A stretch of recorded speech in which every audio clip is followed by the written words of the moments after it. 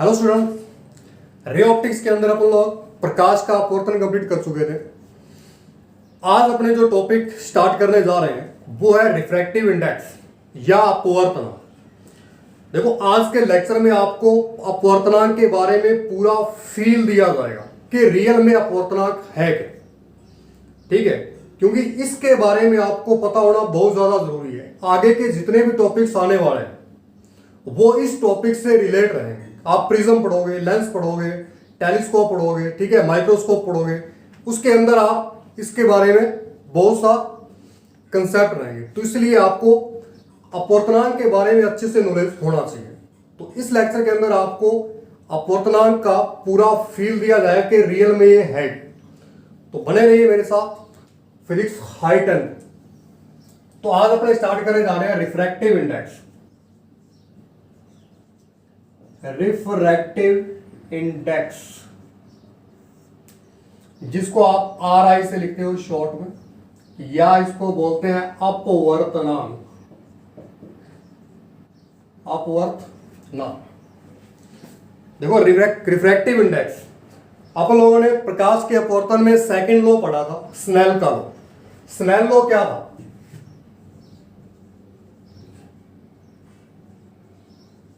Snail का नियम क्या था? स्नेल का नियम क्या पढ़ा था आपने कि ये जैसे प्रकाश का अपवर्तन पढ़ा था अपन लोगों ने। ये अपना क्या है? नॉर्मल है, ऐसे ऑप्टिकल रे आई और ऐसे चली। ठीक है, ये वाला एंगल इंसिडेंट एंगल और ये रिफ्रैक्शन एंगल या रिफ्रैक्टिव एंगल। तो सेकंड लॉ क्या था? स्नेल या साइन लॉ इसका क्या था? वो क्या था कि आपतन कोण की ज्या साइन है और अपवर्तन कोण की ज्या का जो अनुपात होता है वो क्या होता है? एक नियतांक होता है। क्या होता है? एक नियतांक होता है। इस नियतांक को क्या कहते हैं? इस नियतांक को क्या कहते हैं? पहले माध्यम के सापेक्ष,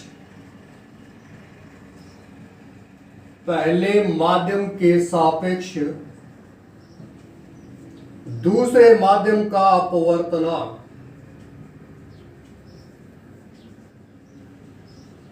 क्या कहते हैं? पहले माध्यम के सापेक्ष दूसरे माध्यम का अपवर्तनांक। अगर अपना पहला जो मीडियम है उसको 1 से लिखें, दूसरा मीडियम है उसको 2 से लिखें, तो इसको कांस्टेंट को किससे लिखेंगे? अपने μ1 2 से। ये अपन लोगों ने इतना पढ़ लिया था, साइन आई अपॉन में साइन। ठीक है, इसको आप इक्वेशन नंबर क्या दे दोगे? First they. इतना अपन लोगों ने डिस्कस कर लिया था स्नेल लॉ कि प्रकाश के अपवर्तन में आपतन कोण की ज्या और अपवर्तन कोण की ज्या का जो अनुपात होता है वो क्या होता है? एक नियतांक होता है। इस नियतांक को क्या कहते हैं? पहले माध्यम के सापेक्ष दूसरे माध्यम का अपवर्तनांक या RI रिफ्रैक्टिव इंडेक्स। ठीक है, तो यहां से प्रकाश की उत्क्रमणीयता से अगर प्रकाश रिवर्स जाता है उस कंडीशन में इसको क्या लिख सकते हैं? आप इसको रिवर्सिबल लॉ कहते हैं। अपने प्रकाश के उत्क्रमणीय सिद्धांत से ये क्या हो जाएगा? μ12 है तो μ21 लिख दोगे आप। तो यहां से भी ये चेंज हो जाएगा, साइन आर ऊपर चला जाएगा और साइन आई नीचे आ जाएगा। ठीक है, आगे रिवर्सिबल रह जाती है। ठीक है, तो उस कंडीशन में μ21 हो जाएगा। ठीक है, तो साइन आर अपॉन में साइन आई। तो इसको क्या बोलोगे आप लोग? यहां क्या था? पहले माध्यम के सापेक्ष दूसरे माध्यम का अपवर्तनांक, और ये क्या होगा? दूसरे माध्यम के सापेक्ष पहले माध्यम का अपवर्तन। अब आप लोग क्या करोगे? इसको इक्वेशन नंबर 2 दे दो। ठीक है, कुछ एक फॉर्मूले अपने ड्राइव करेंगे। इसको इक्वेशन नंबर क्या दे दोगे आप? 2 दे दो। अब इक्वेशन 1 और 2 से बाय 1 मल्टीप्लाई 2, 1 और 2 का यदि आप लोग मल्टीप्लाई करते हो तो क्या आता है? लेफ्ट हैंड साइड में μ12 μ21, इधर राइट हैंड साइड में साइन आई अपॉन में sine r into sine r upon में साइन आई। साइन आई से साइन आई क्या हो जाएगा, कैंसिल आउट, और साइन आर से साइन आर क्या हो जाएगा, कैंसिल आउट। तो अपने पास क्या आएगा, μ12 μ21 इज इक्वल टू 1, ये आ गया। ठीक है, तो ये आपके पास एक रिलेशन आ गया। अगर सपोज है कि पहला जो मीडियम है वो एयर है और दूसरा क्या है, कांच है या ग्लास है, तब आप इस फॉर्मूले को कैसे लिखोगे, तब आप इसको लिख दोगे mu a g mu g air glass glass air is equal to 1, या यहां से ये फॉर्मूला भी ले सकते हो आप, mu g a is equal to 1 upon में म्यू ए जी। ठीक है, तो ये अपने पास कुछ फॉर्मूले आ रहे हैं। इक्वेशन नंबर क्या दे दोगे इसको, 3। आगे न्यूमेरिकल्स में कहीं यूज हो सकते हैं। ठीक है, अब यहां तो 2 मीडियम थे, मान लो आपके पास 3 मीडियम होते। ठीक है, मान लो आपके पास कितने होते, 3 मीडियम होते। फिर आप क्या करते, पहला मीडियम 1 2 और 3। ठीक है, 1 2 और नीचे एक मीडियम तीसरा हो रहा है, फिर क्या होगा, तब आप इस रिलेशन को क्या लिखते, इसको आप लिखते हैं μ12 μ23 इंटू μ31 इज इक्वल टू 1। तो अपने पास ये रिलेशन आता। ठीक है, अगर अपने ले कि पहला मीडियम जो है वो एयर था, दूसरा मीडियम वाटर था और तीसरा मीडियम ग्लास था, उसके अकॉर्डिंग ये फॉर्मूला क्या बनेगा, उसके अकॉर्डिंग ये फॉर्मूला क्या बनेगा, mu a g mu sorry a डब्ल्यू और ये डब्ल्यू g into mu g a is equal to 1। ये फॉर्मूला बन जाएगा अगर 3 मीडियम हो। ठीक है, 2 मीडियम हो तो ये फॉर्मूला ले सकते हो आप लोग, अगर 3 मीडियम हो तो ये फॉर्मूला हो। ठीक है, तो ये कुछ एक स्नेल लॉ से अपने पास रिलेशन आए हैं जो आपको ध्यान में रखना कि 2 मीडियम के लिए ये रहेगा और 3 मीडियम के लिए ये रहेगा। ठीक है, इसके बाद अपने पास आता है निरपेक्ष अपवर्तन। इसको आप स्क्रीनशॉट ले लो, नोट कर लो इसको। इसके बाद जो अपने पास आता है वो है निरपेक्ष अपवर्तन, एब्सोल्यूट रिफ्रैक्टिव इंडेक्स। चलो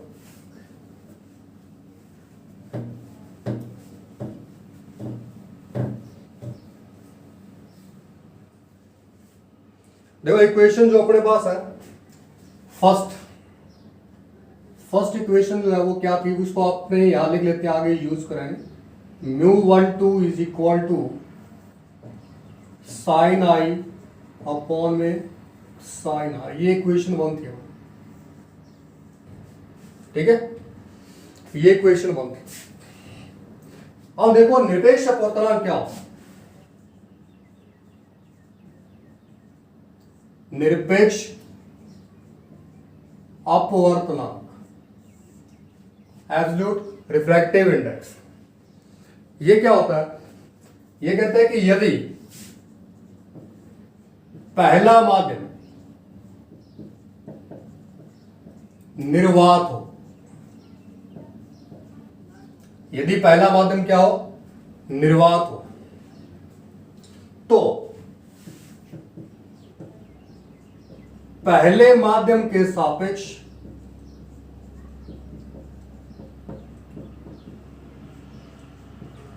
दूसरे माध्यम का अपवर्तनांक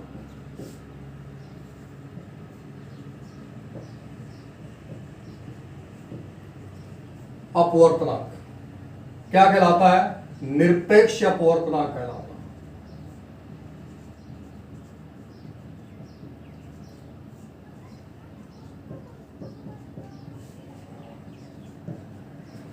ठीक है, अगर फर्स्ट मीडियम क्या हो, वैक्यूम हो, तो फर्स्ट मीडियम के रिस्पेक्ट में जो सेकंड मीडियम का रिफ्रैक्टिव इंडेक्स होगा ठीक है, फर्स्ट मीडियम के रिस्पेक्ट जो पहले माध्यम के सापेक्ष दूसरे माध्यम का जो अपवर्तनांक होगा वो क्या कहलाएगा, निरपेक्ष या एब्सोल्यूट रिफ्रैक्टिव इंडेक्स कहलाएगा। इसको अपन लिखते हैं, इसको किससे प्रदर्शित करते हैं, म्यू से डिनोट करते हैं। ठीक है, अगर आपको मान लो पानी का निरपेक्ष अपवर्तनांक देखना है, पानी का निरपेक्ष अपवर्तनांक, तो उसको लिखोगे म्यू डब्ल्यू से। ठीक है, फर्स्ट मीडियम क्या है, वैक्यूम है, और दूसरा क्या है, वाटर। First vacuum. अगर आपको कांच का निरपेक्ष अपवर्तनांक देखना है तो उसको किससे लिखोगे आप लोग, कांच का निरपेक्ष अपवर्तनांक, तो उसको म्यू जी से लिख दो क्लास। ठीक है, म्यू जी से लिख दो। ठीक है, यहां पर आप निरपेक्ष अपवर्तनांक से सापेक्ष अपवर्तनांक निकाल सकते हो। ठीक है, या रिलेटिव रिफ्रैक्टिव इंडेक्स जो अपने पहले निकाला μ12। ठीक है, तो μ12 क्या होगा, निरपेक्ष अपवर्तनांक के अकॉर्डिंग इसकी डेफिनेशन क्या होगा, या इसको सापेक्ष अपवर्तनांक भी बोल देते हैं आप। ठीक है, देखो दो निरपेक्ष अपवर्तनांकों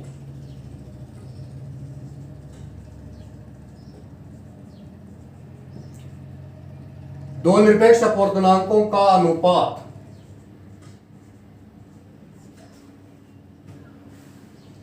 अनुपात पहले माध्यम के सापेक्ष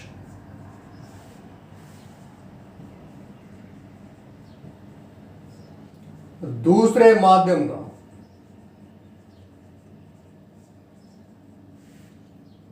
अपवर्तनांक या सापेक्ष अपवर्तनांक कहलाता।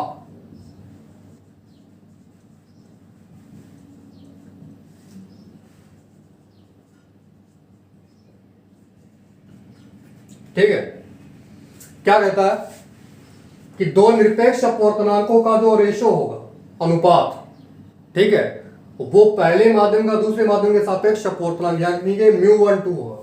ठीक है, मान लो एक जो मीडियम है उसका निरपेक्ष अपवर्तनांक μ1 है, दूसरे का क्या है, μ2। पहले का निरपेक्ष अपवर्तनांक क्या है, लेट मानना आपको पहले माध्यम का निरपेक्ष अपवर्तनांक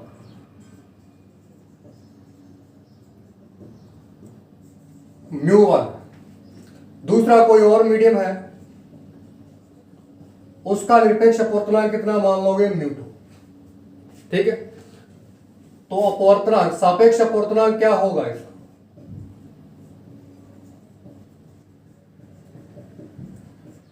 μ12 इज इक्वल टू μ2 अपॉन में μ1। इसको इक्वेशन नंबर 4 दे, लास्ट अपनी 3 थी, इसको इक्वेशन नंबर 4 दे। यहां तक समझ आया आप कि निरपेक्ष अपवर्तनांक क्या होता है। फिर से देख लो इसको, देखो ये सापेक्ष अपवर्तनांक अपने पास, ठीक है, रिलेटिव रिफ्रैक्टिव इंडेक्स। अपने को एब्सोल्यूट रिफ्रैक्टिव इंडेक्स देखना है क्या होता है।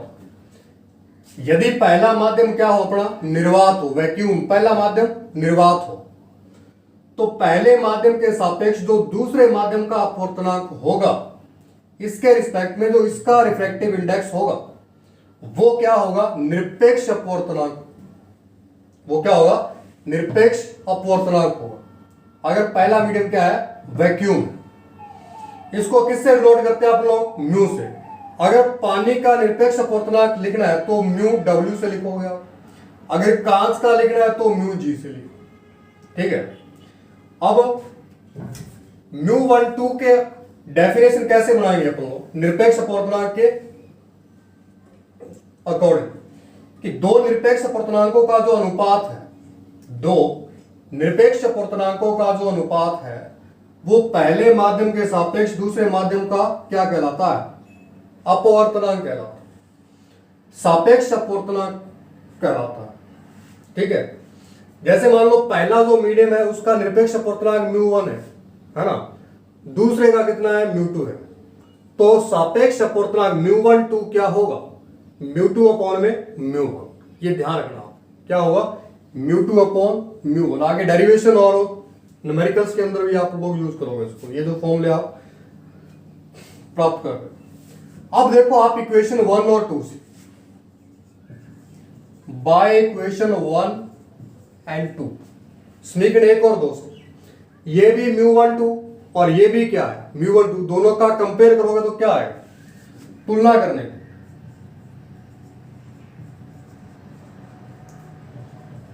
कंपैरिजन करोगे तो μ2 अपॉन में μ1 is equal to sine i upon में साइन, ठीक है, साइन आई अपॉन में साइन आर। इसका यदि आप लोग क्रॉस प्रोडक्ट करते हो तो क्या आता है, μ2 sine are is equal to μ1 sine r. ये रिलेशन आता है। देखो ये जितने भी रिलेशन अपने बॉक्स में बंद कर रहा हूं, इनको सभी को आप आगे यूज करने वाले हो डेरिवेशंस के अंदर, ठीक है। तो ये फॉर्मूलों में आपको ऐड करते जाना है ना। तो ये अपने पास रिलेशन आ जाएगा, इसको आप लोग एक डेरिवेशन में यूज करोगे, ठीक है। तो इसको एक डेरिवेशन में यूज करोगे, इसलिए अपने इसको ड्राइव किया, ठीक है। तो μ2 sine are is equal to μ1 sine I, ठीक है। तो यहां तक आप लोग इसको नोट करोगे।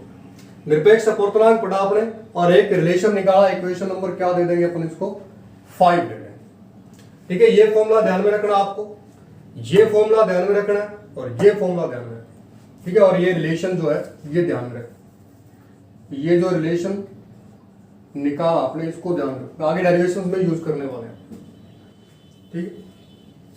तो उसको नोट कर लोगे आप लोग, ठीक है। ये तो देखो स्नेल के नियम के अकॉर्डिंग अपने रिलेशंस निकाले हैं कि रिफ्रैक्टिव इंडेक्स क्या होता है और उनमें रिलेशंस क्या है। फिजिकली मीन इसका जानेंगे अपने कि वास्तव में अगर रियल लाइफ में देखें अपनी अंडरस्टैंडिंग अपवर्तनांक को किस प्रकार से समझे, कि अपने कैसे समझें कि अपवर्तनांक क्या होता है, तो उसको देखो कैसे समझना। इस टॉपिक का पूरा फील करवाया जाएगा आपको कि वास्तव में है क्या है। अब तक तो स्नेल के नियम के अकॉर्डिंग अपन लोग चल रहे थे, ठीक है। उसके अकॉर्डिंग अपन लोग कुछ एक रिलेशन प्राप्त किए जो अपने आगे यूज होने, ठीक है। अपने रियल में देखेंगे म्यू है क्या, आपको फील हो। ये स्क्रीनशॉट ले लिया होगा आप लोगों, नोट कर लो, मिटा दे, चलो।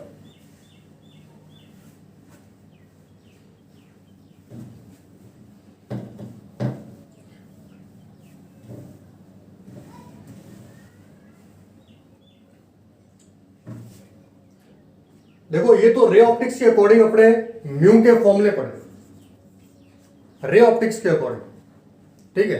देखो अपने आपको फर्स्ट लेक्चर में बताया गया था कि जो लाइट होती है उसकी नेचर कितने टाइप की होती है, 2 प्रकार के होते हैं, ठीक है। 2 प्रकार की नेचर होती है, पार्टिकल और वेव, ठीक है। कि प्रकाश है वो छोटे छोटे कणों के रूप में भी उत्सर्जित होता है और वेव के रूप में भी उत्सर्जित होता है, ठीक है। तो ये तो पार्टिकल नेचर के अकॉर्डिंग अपने म्यू के जो फॉर्मूले पढ़े हैं या डेफिनेशन पढ़ी है वो, ठीक है। अब वेव थ्योरी के अकॉर्डिंग म्यू क्या, तरंग सिद्धांत के अनुसार है, वहां पर अपना म्यू का फॉर्मूला, म्यू की डेफिनेशन क्या रहेगा तरंग सिद्धांत के अनुसार। तो आप हेड लगाओगे तरंग सिद्धांत के अकॉर्डिंग, सिद्धांत से म्यू को डिफाइन करेंगे अपन। वेव थ्योरी म्यू को कैसे डिफाइन करती है वो देखोगे आप। देखो तरंग सिद्धांत क्या कहता है, ये मान लो 2 मीडियम आपके पास, ये रे ऐसे गई और ऐसे है, ये है, ये विरल माध्यम, ये मान लो सघन माध्यम,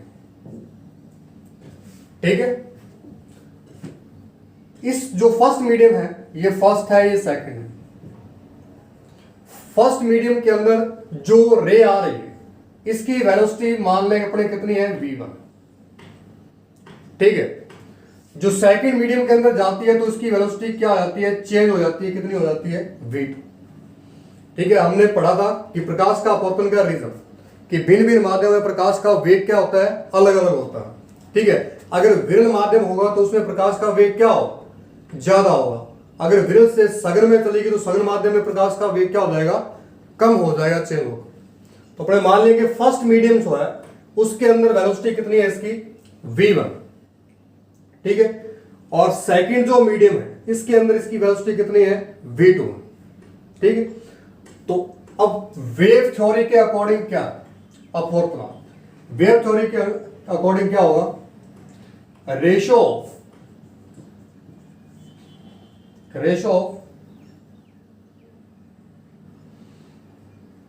v1 और v2, ratio of v1 v2 is known as μ1। ठीक है, यानी कि पहले माध्यम में प्रकाश के वेग और दूसरे माध्यम में प्रकाश के वेग का जो अनुपात है वही क्या होता है, अपवर्तनांक होता है। तरंग थ्योरी क्या कहती है या वेव थ्योरी क्या कहती है, पहले माध्यम के अंदर प्रकाश के वेग और दूसरे माध्यम के अंदर प्रकाश के वेग का जो अनुपात होगा वो क्या होगा, अपना रिफ्रैक्टिव इंडेक्स होगा। या आप इसको ये लिखो μ12 is equal to v1 upon में v2। ठीक है, पहले माध्यम में प्रकाश के वेग और दूसरे माध्यम में प्रकाश के वेग का जो अनुपात है वो क्या होगा, अपवर्तनांक होगा। ठीक है, पहले माध्यम का दूसरे माध्यम के सापेक्ष अपवर्तनांक होगा। पहले माध्यम के सापेक्ष दूसरे माध्यम का क्या है, अपवर्तनांक। ठीक है, देखो यहां से एक बहुत अच्छा रिलेशन देखेंगे हम लोग कि जो μ12 है वो क्या है, μ12 जो है वो इनवर्सली प्रोपोर्शनल टू है v2 के। इसको इक्वेशन नंबर दे देना आप लोग 1 2 3 4 5, इक्वेशन नंबर 5 यहां थ्योरेटिकली लिख लोगे आप लोग। ठीक है, कि तरंग सिद्धांत के अनुसार अपवर्तनांक क्या होता है। तरंग सिद्धांत के अनुसार पहले माध्यम में प्रकाश के वेग दूसरे माध्यम में प्रकाश के वेग का जो अनुपात है वो क्या कहलाता है, अपवर्तनांक या सापेक्ष अपवर्तनांक कहलाता है, या पहले माध्यम के सापेक्ष दूसरे माध्यम का अपवर्तनांक कहलाता है। देखो यहां एक रिलेशन निकाल अपने बहुत ही अच्छा कि जो μ12 है वो इनवर्सली प्रोपोर्शनल टू है किसके, v2 के। v2 क्या है, दूसरे माध्यम में प्रकाश का वेग। अब यहां देखो, अगर इस वेग को अगर वेग का मान अधिक है, अगर दूसरे माध्यम में प्रकाश का वेग अधिक है तो μ12 क्या होगा, अपवर्तनांक क्या होगा। अगर ये ज्यादा है तो अपवर्तनांक क्या होगा, कम होगा, है ना। अगर ये कम है तो अपवर्तनांक क्या होगा, ज्यादा। यानी कि अगर कोई प्रकाश एक किरण पहले माध्यम से दूसरे माध्यम में जाती है और दूसरे माध्यम में उसका वेग है वो कम हो जाता है, दूसरे माध्यम में इसका वेग है वो क्या आता है, कम हो जाता है, तो इसका मतलब क्या होगा कि रिफ्रैक्टिव इंडेक्स क्या है, ज्यादा, है ना। अगर इसका वेग है दूसरे माध्यम में जाने के बाद बढ़ जाता है, अगर वेग बढ़ जाता है तो रिफ्रैक्टिव इंडेक्स क्या हो जाएगा, कम। बात समझाएगा, तो रिफ्रैक्टिव इंडेक्स क्या हो जाएगा, कम हो जाएगा। देखो यहां पर आपको एक चीज समझ आ रही है कि अपवर्तनांक रियल में है क्या। देखो अपवर्तनांक जो है, अब बहुत ही अच्छी बात बताने जा रहा हूं मैं जो आपको हमेशा याद रखनी है और बहुत ही इजी वे से आप रिफ्रैक्टिव इंडेक्स को डिफाइन कर सकते हैं। देखो रिफ्रैक्टिव इंडेक्स क्या है, किसी भी मीडियम की ऐसी टेंडेंसी है, किसी भी मीडियम की ऐसी टेंडेंसी या प्रवृत्ति है कि वो प्रकाशीय किरण को कितना बेंड कर सकती है। ठीक है, कौन सी प्रवृत्ति है, प्रकाशीय किरण को मोड़ने की प्रवृत्ति, मोड़ने या बेंड करने की टेंडेंसी है। यानी कि कोई भी जो मीडियम है वो प्रकाशीय किरण को कितना बेंड कर सकता है, जितना ज्यादा वो बेंड करेगा उतना ही ज्यादा उसका क्या होगा, रिफ्रैक्टिव इंडेक्स होगा। जितना ज्यादा बेंड करेगा यानी कि जितना वो विलंब की ओर झुकेगी, ठीक है, जितना विलंब की ओर झुकेगी उतना ही उसका क्या होगा, रिफ्रैक्टिव इंडेक्स होगा, ठीक है। और जितना कम झुकेगी उतना ही कम उसका क्या होगा, रिफ्रैक्टिव इंडेक्स, ठीक है। तो यहां सिंपल लैंग्वेज में अगर आप देखना चाहो कि रिफ्रैक्टिव इंडेक्स क्या है, आर आई क्या है, तो वो क्या है कि किसी भी माध्यम की प्रकाशीय किरण को झुकाने की प्रवृत्ति है, किसी भी माध्यम की प्रकाशीय किरण को झुकाने की प्रवृत्ति है। जितना प्रकाशीय किरण को वो बेंड कर देगी उतना ही ज्यादा उसका क्या होगा, रिफ्रैक्टिव इंडेक्स होगा, ठीक है। और जितना कम झुकाएगी उतना ही कम रिफ्रैक्टिव इंडेक्स, ठीक है। तो फील आया होगा आपको कि रिफ्रैक्टिव इंडेक्स क्या होता है। देखो यहां अगर यहां पर देखना तो अगर V2 इसके अंदर जो वेग है प्रकाश की किरण का वो बढ़ जाता है, बढ़ेगा तो विलंब से क्या हो जाएगी, दूर हट जाएगी, क्या हो जाएगी, दूर हट जाएगी, बैंड कम होगी, क्या होगी, बैंड कम होगी, बैंड कम होगी तो म्यू क्या हो जाएगा, कम हो जाएगा, ठीक है। म्यू क्या हो जाएगा, कम हो जाएगा। अगर इसका वेग क्या है, कम है, अगर दूसरे माध्यम में वेग क्या है, कम है, तो कम होते ही ये विलंब की ओर क्या हो जाएगी, झुक जाएगी, यानी कि बैंड क्या हो जाएगी, ज्यादा हो जाएगी। अगर बैंड ज्यादा हो जाएगी तो म्यू क्या हो जाएगा, ज्यादा। बात समझ आ रही है आप, देखो μ12 की बात कर रहे हैं, ठीक है। अगर ये बैंड ज्यादा होती है ऑप्टिकल में, अगर बैंड ज्यादा होती है तो ये भी क्या होगा, ज्यादा। μ12 क्या होगा, बढ़े, ठीक है। अगर ये बैंड कम होती है, अगर ऑप्टिकल रे सेकंड मीडियम में बैंड कम होती है तब इसकी वैल्यू क्या होगी, कम, तब इसकी वैल्यू क्या होगी, कम। या अगर आप इसको इस टाइप में देख सकते हो, इनवर्सली प्रोपोर्शनल टू के अकॉर्डिंग, तो समझ गए होंगे आपको। अगर V2 ज्यादा है तो इसका ऑपोजिट μ12 क्या होगा, कम होगा। अगर V2 कम है, V2 कम है तो ज्यादा बैंड होगी, तो μ12 क्या होगा, ज्यादा। μ12 क्या होगा, ज्यादा होगा। जितना ज्यादा बेंड करेगा कोई मीडियम उतना ही ज्यादा उसका क्या होगा, रिफ्रैक्टिव इंडेक्स होगा, ठीक है, उतना ही ज्यादा उसका क्या होगा, रिफ्रैक्टिव इंडेक्स हो।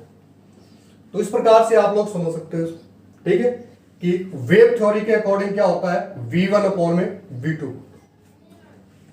यहां पर आप लोग एक फॉर्मूला और ला सकते हो, देखो कैसे, इसको नोट कर लोगे, आप स्क्रीनशॉट ले लोगे इसका। देखो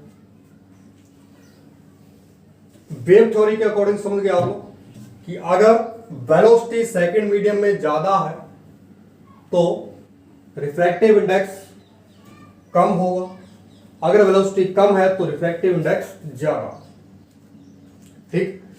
तो μ12 क्या पढ़ा हम लोगों ने, V1 अपॉन में V2, ठीक, V1 अपॉन में V2 ये पढ़ा है,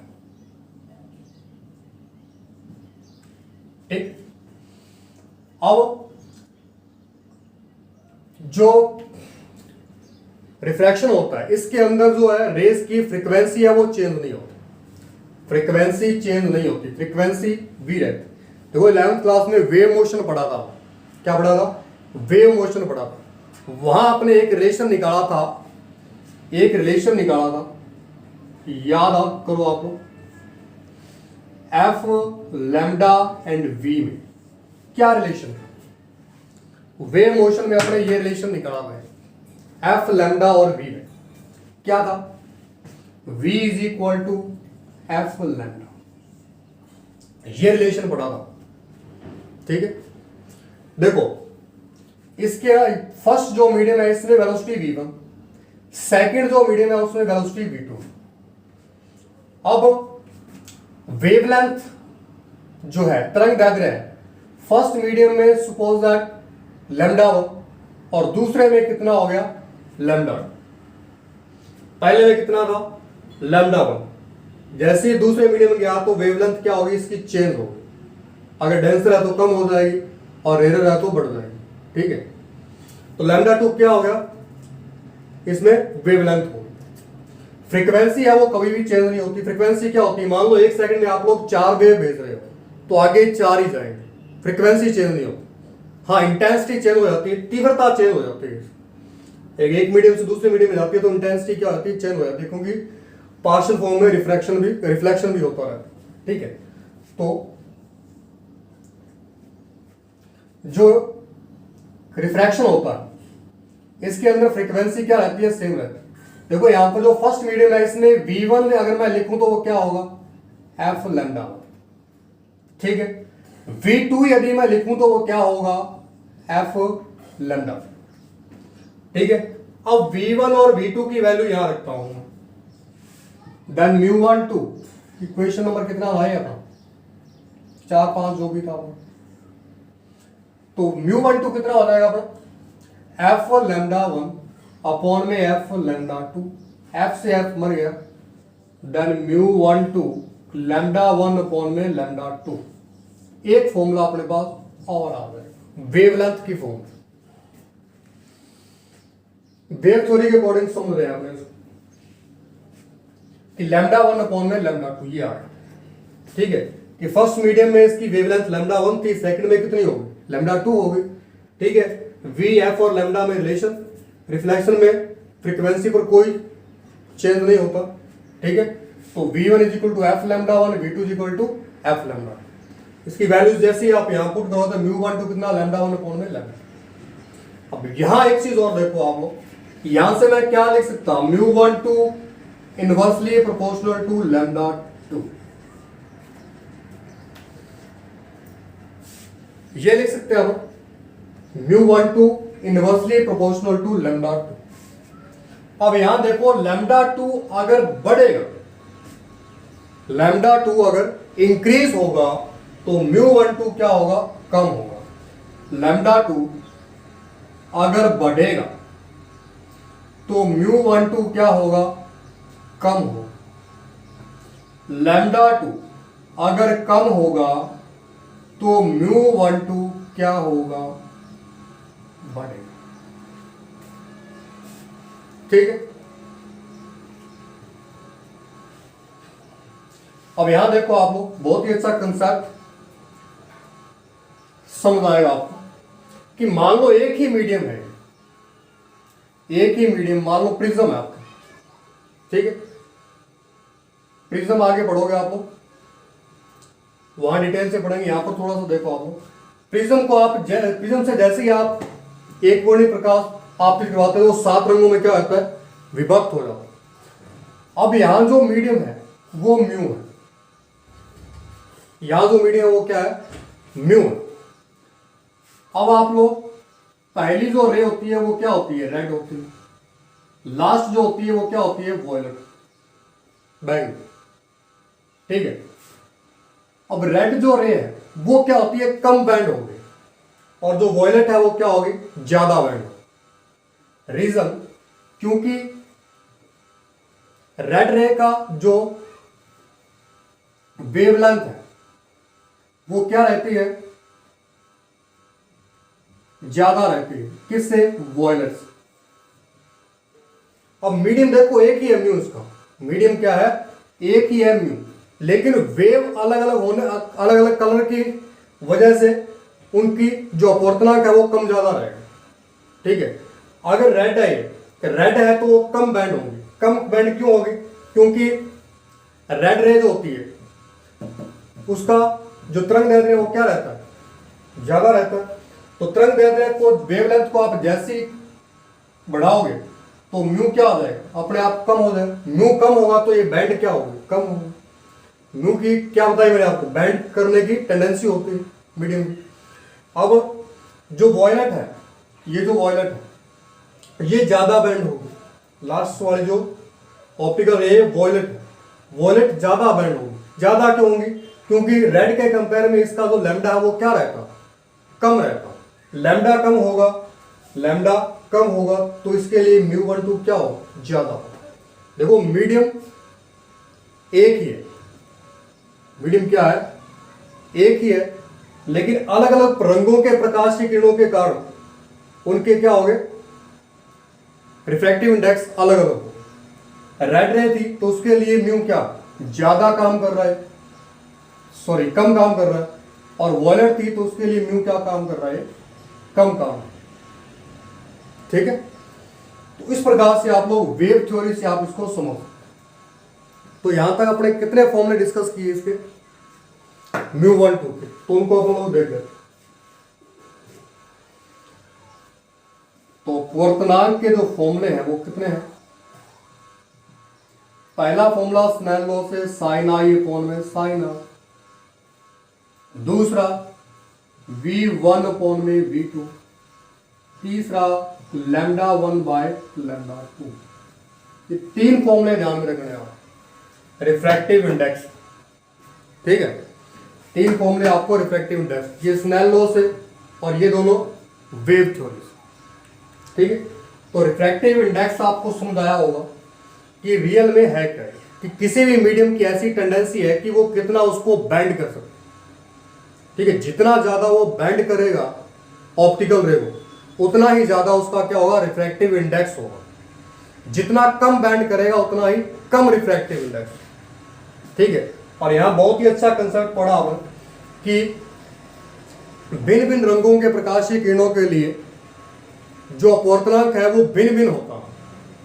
अब रेड प्रकाशीय किरण, रेड प्रकाशीय किरण उसके लिए म्यू क्या है, ज्यादा, और वॉयलेट है तो उसके लिए म्यू क्या है, कम।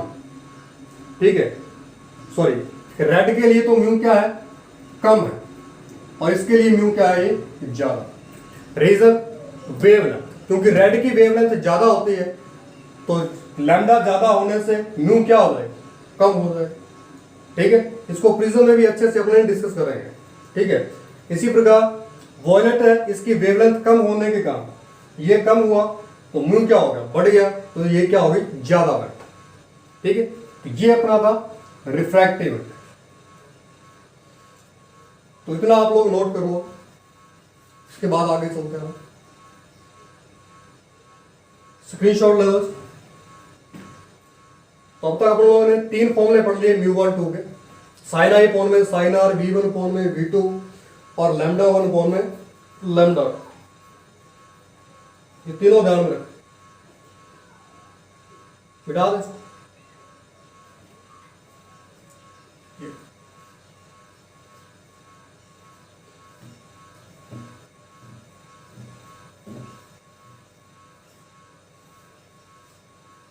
अब आगे देखो आप लोग, जो रिफ्रैक्टिव इंडेक्स है वो सबसे ज्यादा किसका होता है। देखो वैक्यूम का कितना होता है, वैक्यूम या जिसको आप निर्वात बोलते हैं, निर्वात का रिफ्रैक्टिव इंडेक्स 1 होता है। कितना होता है, 1 होता है। और यदि आप एयर का देखते हो, हवा का, वो होता है 1.003। ठीक है, तो राउंड फिगर में अपन लोग जो वैक्यूम है उसको एयर को मान के लेके चलते हैं हम लोग, क्योंकि एयर का कितना 1.003 है और वैक्यूम का कितना है 1। ठीक है, तो इनको मोस्टली सेम ही मान के लेके चलते हैं अपने डेरिवेशन के। और सबसे कम होता है, अगर आपसे पूछा जाए सबसे कम रिफ्रैक्टिव इंडेक्स किसका होता है, सबसे कम रिफ्रैक्टिव इंडेक्स किसका होता है, वैक्यूम का होता है। और सबसे ज्यादा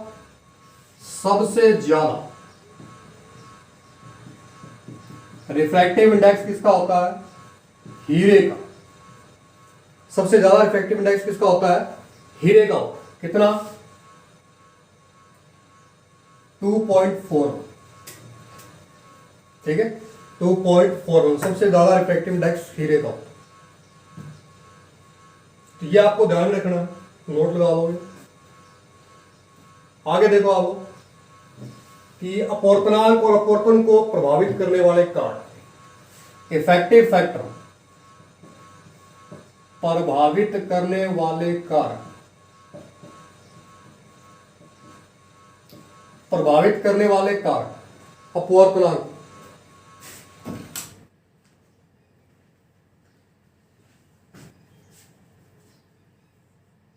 इधर लिखते हैं आप लोग अपवर्तनांक, रिफ्रैक्टिव इंडेक्स, और इधर लिखते हैं आप लोग अपवर्तन। अपवर्तनांक को कौन से कारक प्रभावित करते हैं और अपवर्तन को कौन से कारक प्रभावित करते हैं? वो देखो, अपवर्तनांक को कौन प्रभावित करेगा? वो है माध्यम की प्रकृति। कौन प्रभावित करता है? माध्यम की प्रकृति प्रभावित करती है कि माध्यम कैसा, ठीक है, कि एयर है, वाटर है, ग्लास है, कैसा है, वो नेचर प्रभावित करेगी। और दूसरा इसकी भौतिक अवस्था। भौतिक अवस्था जैसे ताप है, ठीक है, और प्रकाशीय किरण का रंग। प्रकाशीय किरण का रंग, ठीक है, तो उसकी जिसकी वेवलेंथ ज्यादा होगी उसके लिए क्या होगा? म्यू कम होगा। जिसकी वेवलेंथ कम होगी उसके लिए म्यू क्या होगा? ज्यादा। अब टेम्परेचर का कंसेप्ट भी ध्यान दोगे आप। देखो, जितना ज्यादा टेम्परेचर होगा, जितना ज्यादा टेम्परेचर होगा, म्यू अपना उतना ही क्या होगा? कम होगा। ये आपको ध्यान में रखना। और जितना कम टेम्परेचर होगा, म्यू उतना ही क्या होगा? ज्यादा। ठीक, टेम्परेचर ज्यादा है तो म्यू क्या होगा? कम। टेम्परेचर कम है तो म्यू क्या होगा? ज्यादा। इस बात का विशेष ध्यान रखें। तो अपवर्तनांक को प्रभावित करने वाले ये कारक, ताप हो गया, उसका रंग हो गया, ये लैम्डा पे, ठीक है, लैम्डा देखेंगे इसके लिए अपने। और माध्यम की प्रकृति कैसी है, नेचर कैसी है, हाँ एयर है, वैक्यूम है, क्या कौन से मीडियम है। नेक्स्ट है अपवर्तन। अपवर्तन को प्रभावित करने वाले कारक कौन से हैं? देखो, जब भी अपवर्तन होता है तो क्या होता है? जब भी अपवर्तन होता है तो जो प्रकाशीय किरण है उसकी तरंगदैर्ध्य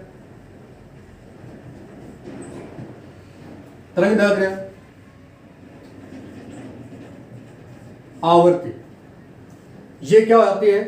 चेंज हो जाती है। तरंगदैर्ध्य, आवृत्ति और वेग भी लिख सकते हो, ये क्या होते हैं? चेंज हो जाते हैं। प्रकाश के अपवर्तन में वेवलेंथ, फ्रीक्वेंसी, तीव्रता है, तीव्रता, ये क्या होते हैं? चेंज होते हैं। तरंगदैर्ध्य भी, तीव्रता भी और वेग, ये तीनों चेंज होते हैं। और एक चीज चेंज नहीं होती, वो है फ्रीक्वेंसी, आवर्ती नो चेंज,